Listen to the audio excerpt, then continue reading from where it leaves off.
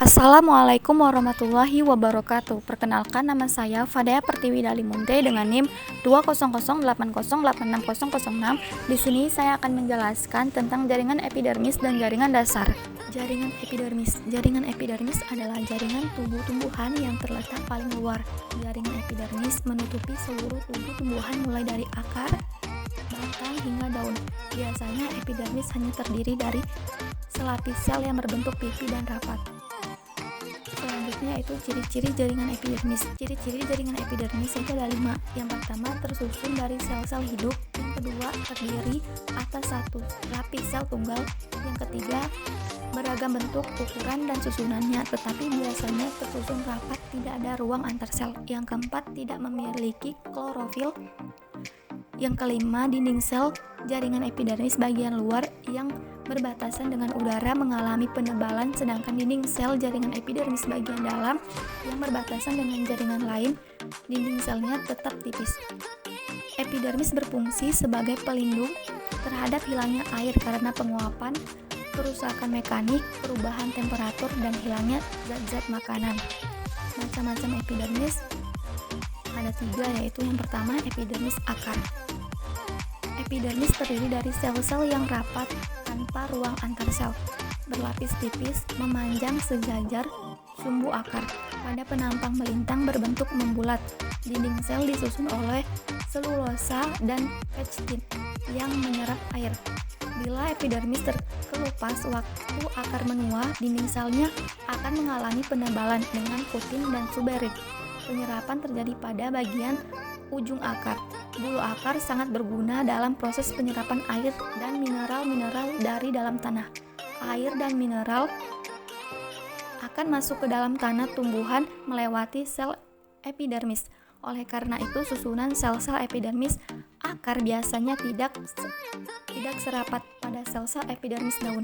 Selain itu, rambut akar juga dapat membantu tumbuhnya penancapan atau penempelan dengan kokoh. Yang kedua yaitu epidermis batang. Epidermis batang terbagi menjadi 2, yaitu batang dikotil dan monokotil. Batang dikotil terdiri atas lapis sel yang tersusun rapat, tidak mempunyai ruang antar sel. Epidermis pada batang dikotil mempunyai kutikula serta dinding sel berkutin yang terdapat pada bagian luar. Padanya terdapat stomata dan berbagai trikoma. Fungsi epidermis untuk melindungi jaringan di bawahnya.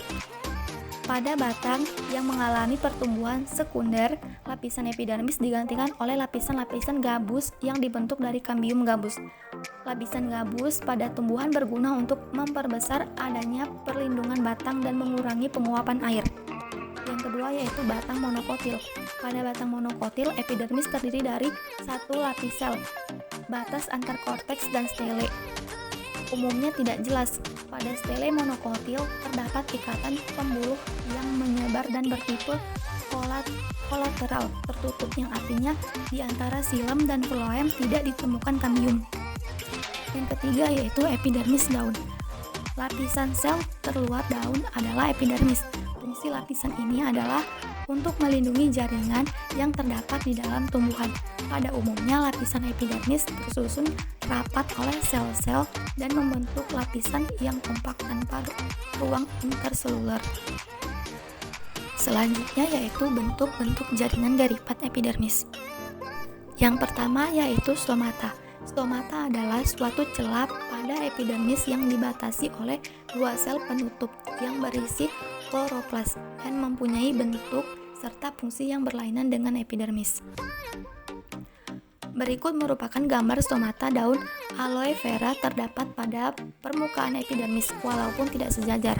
Fungsi stomata ada 3. Yang pertama, sebagai jalan masuknya CO2 dari udara pada proses fotosintesis. Yang kedua, sebagai jalan penguapan. Yang ketiga, sebagai jalan pernapasan atau respirasi. Yang kedua yaitu trikoma. Trikoma merupakan rambut bersel satu atau bersel banyak, dibentuk dari sel epidermis.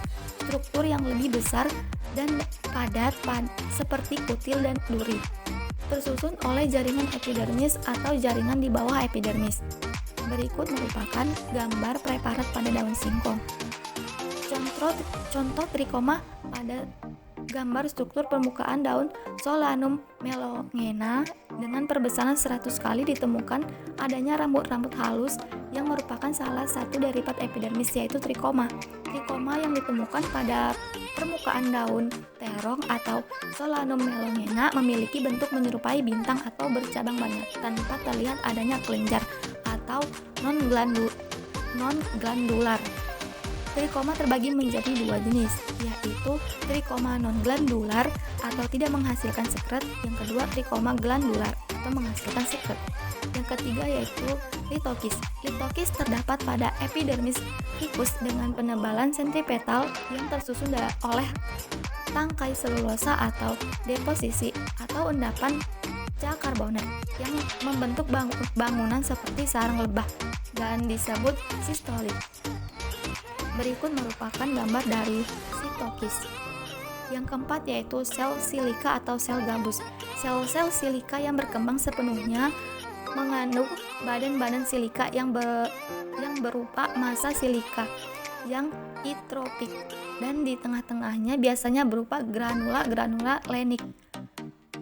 Pada pandangan permukaan, benda-benda silika itu mungkin berbentuk bulat, elips, halter atau berbentuk pelana. Sel gabus dindingnya mengalami suberin dan sering mengalami bahan organik yang padat. Distribusinya menyebabkan pengerasan pada kulit batang. Bentuknya segitiga, segi empat, tidak teratur, angka 8, membulat, dan lain-lain. Yang kelima yaitu sel kipas. Sel-sel ini berukuran lebih besar dibandingkan dengan sel epidermis, berbentuk seperti kipas, berdinding tipis, dan mempunyai vakuola yang besar. Dindingnya terdiri dari bahan-bahan selulosa atau pektin. Dinding paling luar mengandung kutin dan diselubungi kutikula. Plasma sel berupa selaput yang melekat pada dinding sel yang berfungsi menyimpan air. Jika udara panas, air dalam sel kipas akan menguap. Sel kipas akan mengerut sehingga luas permukaan atas daun akan lebih kecil dari luas permukaan bawah. Oleh karenanya, daun akan menggulung dan akan mengurangi penguapan lebih lanjut. Yang keenam yaitu lentisel. Pada beberapa tumbuhan di permukaan batangnya ada bintik-bintik yang disebut lentisel. Terjadinya lentisel adalah apabila pada permukaan batang dulu dijumpai stoma. Setelah stoma tidak berfungsi lagi, maka stoma akan berubah fungsi menjadi lentisel atau pori gabus karena lubang stoma diisi oleh sel koripeloid, yaitu sel-sel yang dindingnya mengandung zat gabus. Sel gabus tersebut berasal dari kambium gabus yang tidak membentuk velum ke arah luar tetapi membentuk koripeloid. Semakin lama semakin banyak sehingga dapat tersembur keluar sehingga dari luar tampak sebagai bintik-bintik. Yang ketujuh yaitu filamen. Filamen merupakan beberapa jenis sel mati yang terdapat di sebelah dalam epidermis akar gantung atau akar udara pada tanaman anggrek. Filamen berfungsi untuk menyimpan air atau menyimpan udara. Epidermis beserta filamen ada yang menyatakan sebagai epidermis ganda atau multiple epidermis. Yang kedelapan yaitu parenkim air. Parenkim air merupakan beberapa lapisan sel di sebelah lapisan epidermis daun tumbuhan Xerophyta, tersusun oleh sel yang besar-besar, berdinding tipis, dan vakuola sentral yang besar. Parenkim air berfungsi untuk menyimpan air pada tumbuhan Xerophyta. Epidermis beserta parenkim air disebut parenkim ganda. Selanjutnya yaitu jaringan dasar atau jaringan parenkim. Jaringan parenkim atau jaringan dasar adalah jaringan yang terdiri dari sel-sel hidup dengan struktur morfologi dan fisiologis yang bervariasi dan masih melakukan semua kegiatan proses fisiologis. Meskipun morfologi, struktur, dan fisiologis bervariasi, namun secara umum dapat dinyatakan bahwa sifat-sifat parenkim yang sama. Fungsi parenkim ada 6. Yang pertama sebagai jaringan penyimpan cadangan makanan, yang kedua sebagai tempat melakukan proses pembuatan zat makanan, yang ketiga sebagai dapat melakukan proses pengangkutan yang ada di dekat silam, yang keempat mampu melakukan proses pernapasan karena banyaknya ruang antar sel, yang kelima dapat sebagai jaringan penyimpan air karena vakuola sel yang besar Pada Xerophyta, sel besar dinding tipis, sitoplasma seperti selaput tipis tanpa sedikit kloroplas atau vakuola besar. Yang keenam, dapat berfungsi sebagai jaringan penguat karena sifatnya yang turgosen dan telah mengalami signifikasi di daerah xilem sekunder. Jaringan parenkim memiliki beberapa karakteristik, yaitu sel pada jaringan parenkim merupakan sel hidup yang berukuran besar dan tipis, yang umumnya berbentuk segi enam. Yang kedua, tersusun tidak rapat sehingga terdapat ruang yang besar antar sel. Yang ketiga, memiliki sifat embrional atau meristematis karena dapat membelah diri. Yang keempat, memiliki banyak vakuola. Yang kelima, memiliki inti sel yang terletak di dekat dasar sel. Sifat sel parenkim: selnya hidup dan berdinding tipis serta berukuran besar, memiliki ruang antar sel sehingga letaknya tidak terlalu padat, berbentuk segi enam, memiliki banyak vakuola, mampu bersifat meristematik. Selanjutnya yaitu bentuk dan susunan sel. Sel parenkim umumnya terbentuk isodiametris, tetapi ada bentuk-bentuk lain, yaitu yang pertama, prismatik atau silinder parenkim memanjang yang terdapat dalam daun palidase mesofil dikotil. Yang kedua, bercabang-cabang, misalnya bintang parenkim atau actinenkim spesies, daun cana mesofil. Yang ketiga, parenkim dengan ruang yang besar antar sel, misalnya airenkim pada tanaman air mengapung alat. Yang keempat, parenkim dengan bentuk tidak teratur dan banyak ruang antar sel, ditemukan dalam mesofil daun atau parenkim spons atau busa. Selanjutnya yaitu macam-macam parenkim. Macam-macam parenkim ada 4. Yang pertama, parenkim asimilasi. Biasanya terletak di bagian tepi suatu organ, misalnya pada daun, batang yang berwarna hijau, dan buah. Di dalam selnya terdapat kloroplas yang berperan penting sebagai tempat berlangsungnya proses fotosintesis. Yang kedua, parenkim penimbun. Parenkim penimbun biasanya terletak di bagian dalam tubuh, misalnya pada empelur batang, umbi akar, umbi lapis, batang rimpang atau rizoma atau biji. Di dalam sel-selnya terdapat cadangan makanan yang berupa gula, tepung, lemak, atau protein. Yang ketiga yaitu parenkim air. Terdapat pada tumbuhan yang hidup di daerah panas untuk menghadapi masa kering, misalnya pada tumbuhan kaktus dan lidah buaya. Yang keempat yaitu parenkim udara. Parenkim udara, ruang antar selnya besar. Sel-sel penyusunnya bulat seperti alat pengapung di air, misalnya parenkim pada tangkai daun tumbuhan eceng gondok. Selanjutnya yaitu macam-macam parenkim menurut bentuknya. Yang pertama, parenkim palisade, bentuk silindris atau prismatis memanjang, terdapat pada palisade tumbuhan dikotiledon pada umumnya. Yang kedua yaitu parenkim bunga karang atau spons parenkim. Bentuk tidak teratur, banyak ruang antar sel, terdapat pada mesofil tumbuhan monokotiledon dan spons parenkim dikotiledon. Selanjutnya yang ketiga yaitu parenkim bintang atau actinenkim. Sel parenkim mempunyai lengan-lengan sehingga ras banyak dan besar-besar. Berfungsi untuk menyimpan udara. Menurut fungsi disebut airenkim, misalnya pada cana spesies dan juncus. Selanjutnya itu yang keempat, parenkim dengan ruang antar sel yang besar disebut airenkim. Terdapat pada alat pengapung tumbuhan air, misalnya Eichhornia Chars species.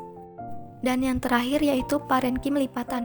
Parenkim lipatan, sel parenkim dengan dinding sel melipat-lipat ke arah dalam, dan di dalam sel banyak mengandung kloroplas, dapat melakukan fotosintesa. Menurut fungsi termasuk parenkim asimilasi, misalnya pada Pinus mercusi, daun Oryza sativa, dan Bambusa spesies. Selanjutnya yaitu contoh jaringan parenkim pada penampang lintang akar padi yang terendap. Bagian akar yang telah dewasa dan telah mengalami perkembangan berwarna coklat, sedangkan akar yang masih muda berwarna putih. Perakaran yang dalam dan sehat, tebal, mencengkram, tanah lebih luas, serta kuat menahan kerebahan, memungkinkan penyerapan air dan hara lebih efisien, terutama pada saat pengisian gabah. Akar tanaman padi berfungsi menyerap air dan zat makanan dari dalam tanah, yang kemudian diangkut ke dalam atas tanaman. Hasil pengamatan menggunakan mikroskop dengan perbesaran lensa okuler 100 kali dan lensa objektif 100 kali didapatkan bahwa isolat S5 memiliki ciri morfologis dengan bakteri fokus dengan warna merah, menunjukkan bahwa bakteri termasuk ke dalam kelompok bakteri gram negatif. Selanjutnya yaitu contoh jaringan parenkim pada ecing gondok. Jaringan parenkim yang terdapat pada organ ecing gondok berturut-turut adalah parenkim penimbun dan parenkim udara atau aerenkim. Parenkim penimbun berfungsi sebagai penyimpan cadangan makanan berupa gula, tepung, lemak, minyak, dan protein. Adapun aerenkim berfungsi untuk menyimpan udara. Sekian penjelasan dari saya, kurang lebihnya mohon maaf. Wassalamualaikum warahmatullahi wabarakatuh.